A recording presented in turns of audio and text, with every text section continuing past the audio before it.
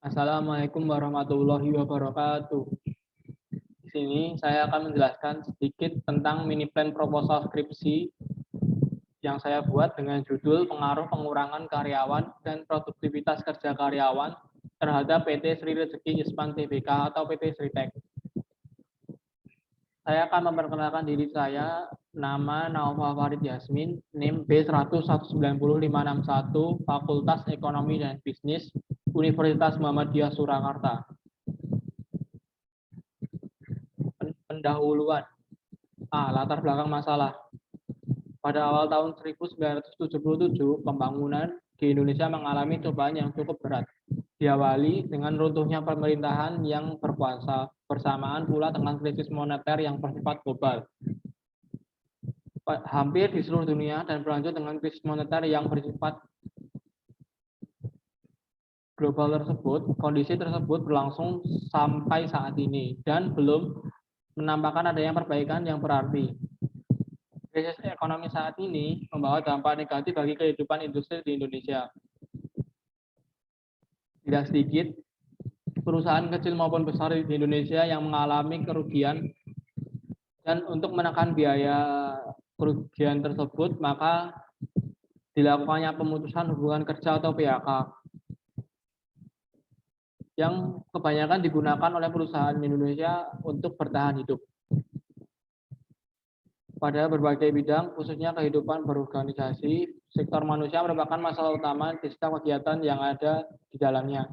Hal ini dikarenakan adanya garis ketersinggungan atau interaksi antar individu itu sendiri, pada organisasi maupun pada teknologinya. Hal ini mengakibatkan kehidupan dinamik dalam suatu organisasi akan menjadi suatu dinamik itu sendiri. Produktivitas kerja merupakan suatu hasil kerja dari seseorang karyawan. Hasil kerja karyawan ini merupakan suatu proses bekerja dari seseorang dalam menghasilkan suatu barang atau jasa. Proses kerja dari karyawan ini merupakan kinerja dari karyawan. Sering terjadi produktivitas kerja karyawan kadang menurun dikarenakan memungkinkan adanya ketidaknyamanan dalam bekerja, upah yang minim, dan juga ketidakpuasan dalam bekerja. Peningkatan produktivitas kerja karyawan juga mengalami kendala-kendala. Ini ditunjukkan dengan adanya permasalahan yang terjadi di lingkungan perusahaan. Penurunan produktivitas kerja masih sering terjadi. Permasalahan tentang produktivitas kerja ini merupakan permasalahan umum yang terjadi pada setiap perusahaan, dan pengaruhnya adalah merosotnya suatu perusahaan. Bila tidak diatasi dengan baik, maka perusahaan tersebut akan cenderung mengalami penurunan yang signifikan. Pada proposal ini, yang dimaksud mengenai produktivitas kerja tersebut adalah kinerja karyawan atau performance yang merupakan hasil atau keluaran dari suatu proses. Data tentang produktivitas kerja ini merupakan performance appraisal, yaitu penilaian kerja. Hal ini dikarenakan penilaian kerja merupakan faktor evaluasi bagi pihak perusahaan terhadap kerja karyawan dan juga evaluasi bagi karyawan sendiri sebagai perwujudan untuk peningkatan produktivitas kerja. Berdasarkan uraian yang telah dikemukakan di atas, maka penulis memilih judul Pengaruh Pengurangan Karyawan dan Produktivitas Kerja Karyawan terhadap PT Sri Rezeki Isman Tbk atau PT Sritek. Di rumusan masalah. Berdasarkan latar belakang masalah di atas, maka dibuat perumusan masalah sebagai berikut. 1. Bagaimana pengaruh pengurangan karyawan terhadap produktivitas perusahaan? 2. Bagaimana cara perusahaan menaikkan produktivitas kinerja karyawan? 3. Bagaimana pengaruh produktivitas kinerja karyawan terhadap perusahaan? C. Tujuan penelitian. 1. Untuk mengetahui pengaruh pengurangan karyawan terhadap produktivitas perusahaan. 2. Untuk mengetahui cara perusahaan menaikkan produktivitas kinerja karyawan. 3. Untuk mengetahui pengaruh produktivitas kinerja karyawan terhadap perusahaan. D. Manfaat penelitian. Manfaat penelitian yang ingin diperoleh dengan diadakannya penelitian ini adalah 1. Manfaat praksis. Penelitian ini dapat digunakan untuk memberikan pengembangan tentang dampak PHK atau pengurangan karyawan dan pengembangan kualitas SDM guna meningkatkan kinerja karyawan agar lebih efektif dan efisien atau produktif. 2. Manfaat teoritis. Sebagai sarana menambah wawasan, pengembangan ilmu pengetahuan, serta sebagai referensi untuk penelitian sehingga mampu memperbaiki dan menyempurnakan penelitian ini. Tinjauan teori nomor 1, pengurangan karyawan. Dalam pasal 27 ayat 2 Undang-Undang 1945 dinyatakan bahwa tiap-tiap warga negara berhak atas pekerjaan atau penghidupan yang layak bagi kemanusiaan. Dari pasal tersebut jelas dikehendaki semua warga negara Indonesia yang mau dan mampu bekerja supaya dapat diberikan pekerjaan, sekaligus dengan pekerjaan itu mereka dapat hidup secara layak sebagai manusia yang mempunyai hak-hak yang dilindungi oleh hukum. Dengan kata lain, masalah ketenagakerjaan yang berkaitan erat dengan masalah kemakmuran, kesejahteraan, dan kelangsungan hidup manusia yang kedudukan sebagai warga negara dan berhak atas pekerjaan dan penghidupan yang layak dijamin oleh Undang-Undang Dasar Negara Republik Indonesia sebagai salah satu negara berkembang, sebagaimana lazimnya telah menguatkan pembangunan di segala bidang dan yang paling menonjol adalah pembangunan di bidang industri. Pengertian hubungan kerja berdasarkan pasal 1 ayat 15 Undang-Undang 13 tahun 2013. Tahun 2003 adalah hubungan kerja adalah hubungan antara perusahaan dengan pekerja atau buruh berdasarkan perjanjian kerja yang membuat unsur pekerjaan, upah, dan perintah. Pengertian PHK berdasarkan pasal 1 ayat 25 Undang-Undang Nomor 13 tahun 2003 adalah pengakhiran hubungan kerja karena suatu hal tertentu yang mengakibatkan berakhirnya hak dan kewajiban antara pekerja atau buruh dan pengusaha.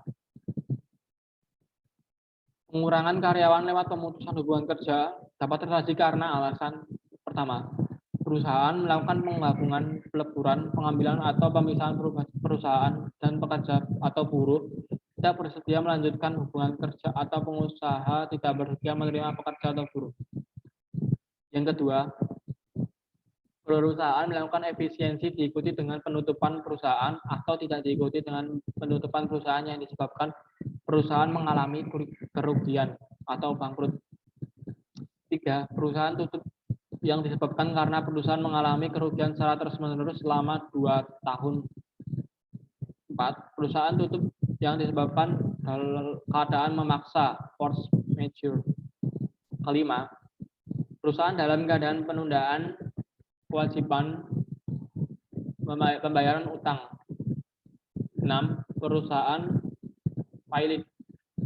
7. Adanya permohonan pemutusan hubungan kerja yang diajukan oleh pekerja atau buruh dengan alasan pengusaha melakukan perbuatan sebagai berikut: menganiaya, menghina secara kasar, atau mengancam pekerja buruh. Membujuk atau menyuruh pekerja buruh untuk melakukan perbuatan yang bertentangan dengan peraturan perundang-undangan. Tidak membayar upah tepat pada waktu yang telah ditentukan selama 3 bulan berturut-turut atau lebih, meskipun pengusaha membayar upah secara tepat waktu sesudah itu. 8. Adanya putusan lembaga penyelesaian penelitian hubungan industrial yang menyatakan pengusaha tidak melakukan perbuatan sebagaimana maksud pada huruf tersebut. Permohonannya diajukan oleh pekerja atau buruh dan pengusaha memutuskan untuk melakukan tindakan pemutusan hubungan kerja. 9. Pekerja atau buruh mengundurkan diri atas kemauan sendiri dan harus memenuhi syarat. 10. Pekerja atau buruh mangkir selama 5 hari kerja atau lebih berturut-turut tanpa keterangan secara tertulis yang dilengkapi dengan bukti yang sah dan telah dipanggil oleh pengusaha 2 kali secara patut dan tertulis. 11. Pekerja atau buruh melakukan pelanggaran ketentuan yang diatur dalam perjanjian kerja. 12. Pekerja pekerja atau buruh tidak dapat melakukan pekerjaan selama 6 bulan akibat ditahan pihak yang berwajib karena diduga melakukan tindak pidana. 13. Pekerja buruh mengalami sakit berkepanjangan atau cacat akibat kecelakaan kerja dan tidak dapat melakukan pekerjaan setelah melampaui batas 12 bulan. Yang ke-14, pekerja buruh memasuki usia pensiun atau yang kelima dan terakhir yang ke-15, pekerja atau buruh meninggal dunia.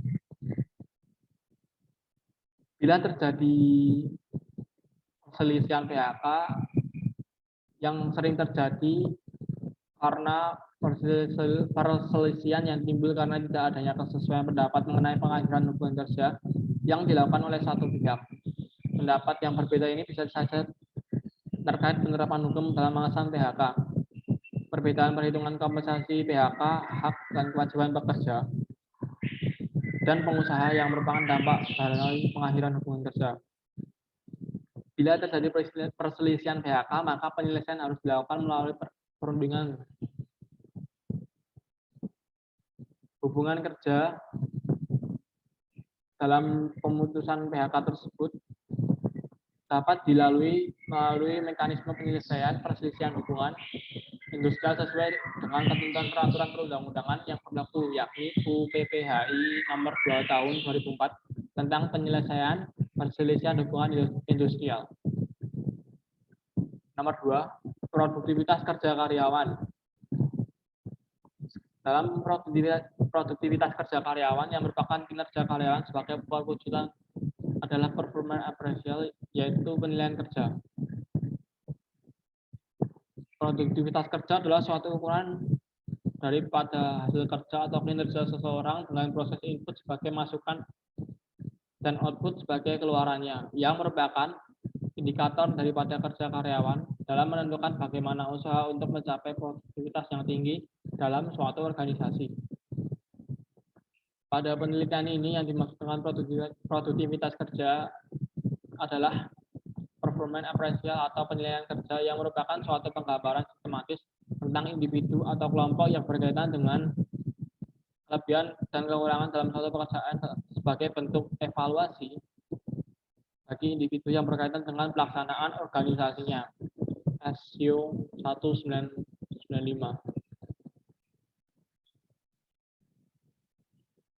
Upaya meningkatkan produktivitas kerja karyawan, setiap perusahaan harus memperhatikan tingkat disiplin kerja. Disiplin kerja merupakan penerapan yang penting bagi suatu perusahaan di mana suatu aktivitas kerjanya dikendalikan oleh aturan-aturan yang harus ditaati setiap karyawan sehingga melaksanakan pekerjaan yang lebih optimal. Karyawan memiliki tugas setiap bagian-bagian unit kerja untuk melakukan kegiatan operasionalnya di lingkungan kerja perusahaan. Produktivitas karyawan dapat meningkat apabila lingkungan kerja yang ada di sekitar karyawan kondusif, karena dengan lingkungan kerja yang kondusif akan dapat memberikan kelancaran, rasa senang, aman, keselamatan dalam melaksanakan tugas yang diberikan kepadanya. Produktivitas dapat dikatakan tinggi atau rendah bila telah dibandingkan dengan standar masa lalu. Pengukuran produktivitas berdasarkan nilai tambah untuk mengetahui seberapa besar produktivitas tenaga kerja dari tahun ke tahun dan mengetahui apakah faktor-faktor penjualan, biaya bahan yang digunakan, biaya overhead produksi, biaya administrasi dan umum, dan biaya tenaga kerja mempengaruhi produktivitas tenaga kerja pada suatu perusahaan. Kegunaan pengukuran produktivitas itu bagi perusahaan merupakan untuk cara memperbaiki kerja dan dapat mengetahui hal yang menjadi faktor dari berkurangnya produktivitas dan memperbarui hal itu untuk meningkatkan laba. F. Penelitian terdahulu. Yang pertama, Srestoni Soyono Pusung MH 2021. Secara keseluruhan dilihat dari produktivitas kerja berdasarkan dari kualitas kerja, bahwa setiap karyawan memiliki produktivitas kerja yang baik. Yang kedua, Antosius D. Diamandis 2019. Yang ketiga, Osborne MS 2017. Yang keempat, Wahyuning CS 2019. Pelatihan mempunyai pengaruh yang positif dan signifikan terhadap produktivitas. Jadi pelatihan itu merupakan penting dalam sebuah perusahaan karena digunakan sebagai cara agar karyawan lebih mengetahui cara-cara dalam proses produksi. Yang kelima, Nimade Ita Purnami 2019. Perusahaan harus mampu mempertahankan dan meningkatkan lingkungan kerja yang nyaman, bersih, dan kondusif untuk memberikan kenyamanan dan keamanan kepada karyawan dalam melakukan pekerjaan. B. Hipotesis. Berdasarkan hasil dari beberapa penelitian terdahulu di atas, dapat disimpulkan beberapa hipotesis sebagai berikut. H1. Diduga aspek pengurangan karyawan tidak membawa dampak yang buruk bagi produktivitas perusahaan karena perusahaan sudah mempertimbangkan dengan sebaik-baiknya. H2. Diduga dari aspek kenaikan produktivitas kinerja karyawan membawa dampak positif terhadap perusahaan karena perusahaan mendapatkan hasil yang maksimal. Ketiga, diduga secara keseluruhan pengaruh produktivitas kinerja karyawan terhadap perusahaan sangat berpengaruh positif terhadap perusahaan maupun karyawan yang ikut andil dalam proses tersebut. Model penelitian. Berdasarkan teori dari penelitian tersebut yang berkaitan dengan pengurangan karyawan atau PHK dan produktivitas kerja karyawan, maka dapat disusun kerangka pemikiran sebagai berikut. H1 merupakan aspek pengurangan karyawan atau PHK. H2 merupakan aspek kenaikan produktivitas. H3 merupakan aspek keseluruhan dan menjadikan Y yaitu produktivitas kerja karyawan. I. Jenis penelitian. Berdasarkan tujuan penelitian, jenis penelitian ini merupakan penelitian kuantitatif studi deskriptif, yaitu penelitian ini dilakukan untuk memberikan gambaran yang lebih detail mengenai suatu gejala atau fenomena yang terjadi. Dengan jenis penelitian korelasi, yaitu untuk mengetahui hubungan antar variabel dalam penelitian, yaitu variabel independen dan variabel dependen. Variabel independen merupakan suatu penyebab, sedangkan variabel dependen merupakan suatu akibat dari suatu fenomena. Maka penelitian ini dapat digunakan sebagai bahan pertimbangan yang memberikan pemahaman, penjelasan, dan mengenai hubungan antar variabel terhadap sebuah fenomena. Dalam penelitian ini, analisis regresi digunakan untuk membuktikan sejauh mana pengurangan karyawan atau PHK dan produktivitas kerja karyawan. Sebagai analisis regresi digunakan untuk meramalkan bagaimana keadaan naik turunnya variabel dependen bila dua atau variabel independen sebagai indikator. Hal lain yang perlu dicermati adalah teknik pengumpulan data yang digunakan. Dalam penelitian ini, teknik pengumpulan data yang digunakan pengumpulan data dengan survei menggunakan kuesioner. Hal tersebut ditujukan agar data yang dikumpul merupakan informasi yang bersumber pada fenomena real yang diamati. Teknik ini dipandang relevan untuk memberikan dukungan terhadap pengujian konsep yang bersifat konfirmasi, sebab datanya mempunyai kecenderungan untuk mendukung atau menolak hipotesis yang dirumuskan. C. Definisi operasional variabel dan pengukuran variabel.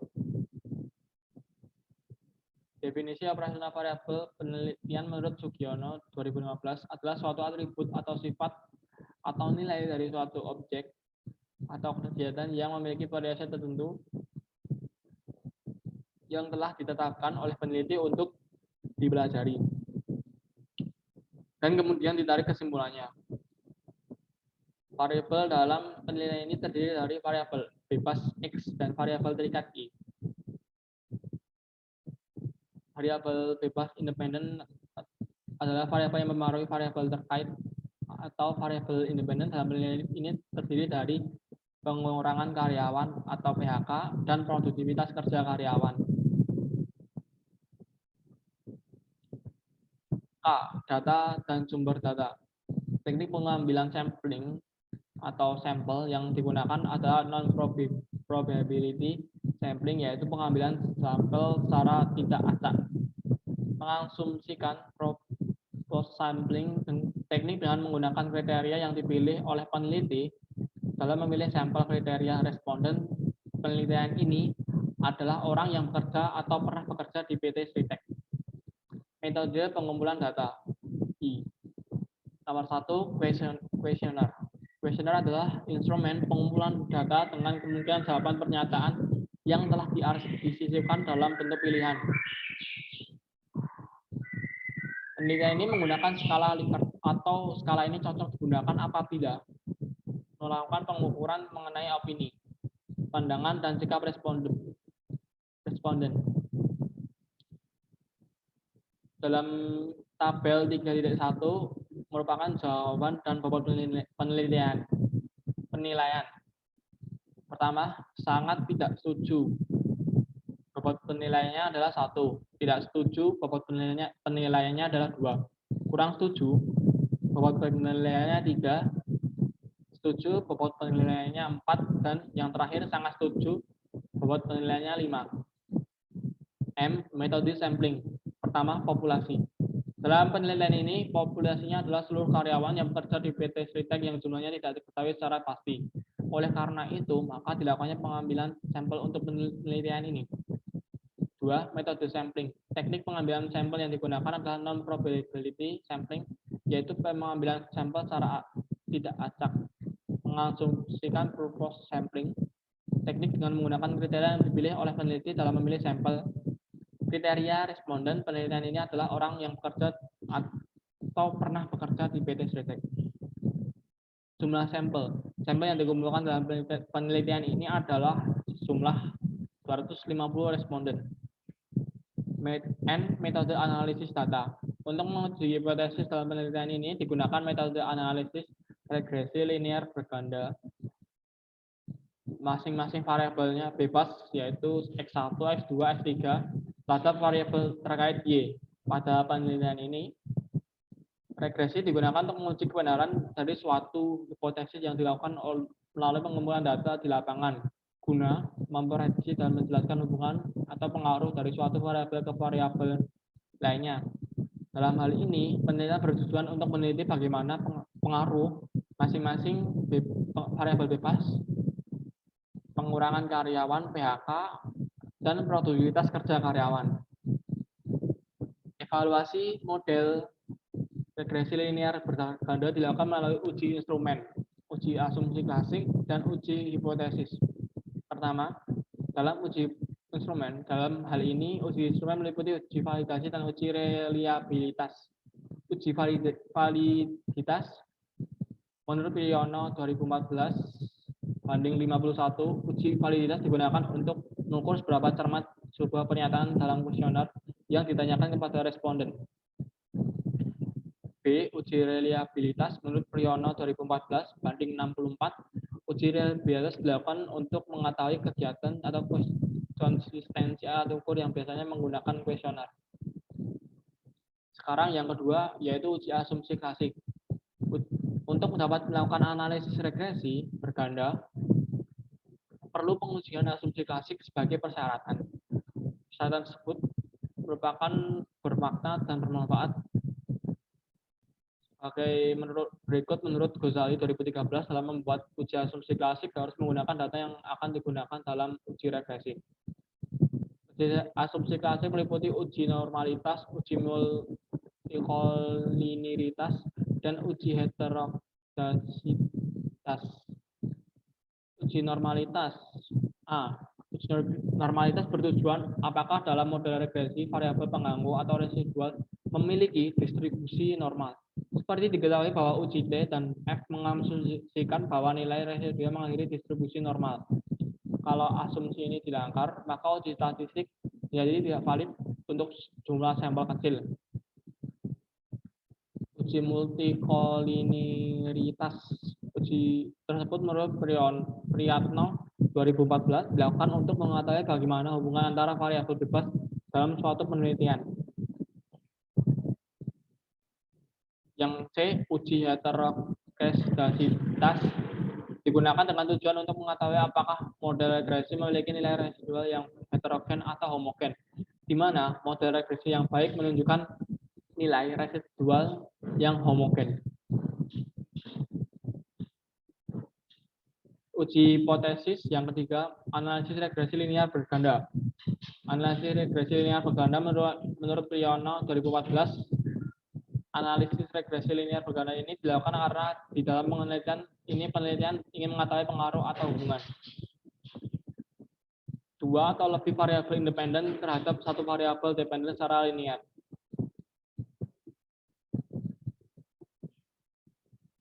Dalam penelitian ini digunakan analisis regresi linear berganda untuk menguji pengaruh pengurangan karyawan produktivitas kerja karyawan. Model ekonometrika dalam penelitian ini adalah Y merupakan kinerja, A merupakan konstanta, B1, 2, 3 merupakan koefisien regresi masing-masing variabel.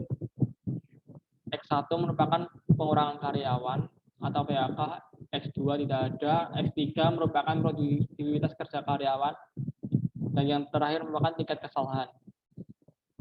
A. Uji T digunakan untuk mengetahui pengaruh masing-masing variabel independen terhadap variabel dependen.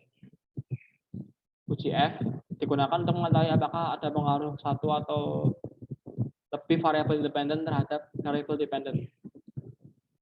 Yang C. Uji koefisien determinasi digunakan untuk mengetahui presentasi perubahan variabel tidak bebas atau Y yang disebabkan oleh variabel bebasnya atau X. Pada intinya, koefisien determinasi mengukur seberapa jauh kemampuan model dalam menerangkan variabel independen.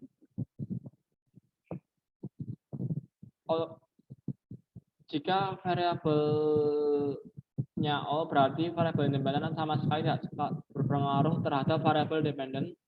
Apabila koefisien determinasi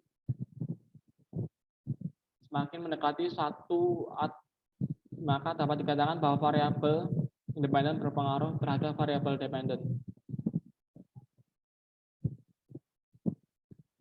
Daftar pustaka ini merupakan yang terakhir dalam mini plan yang saya buat.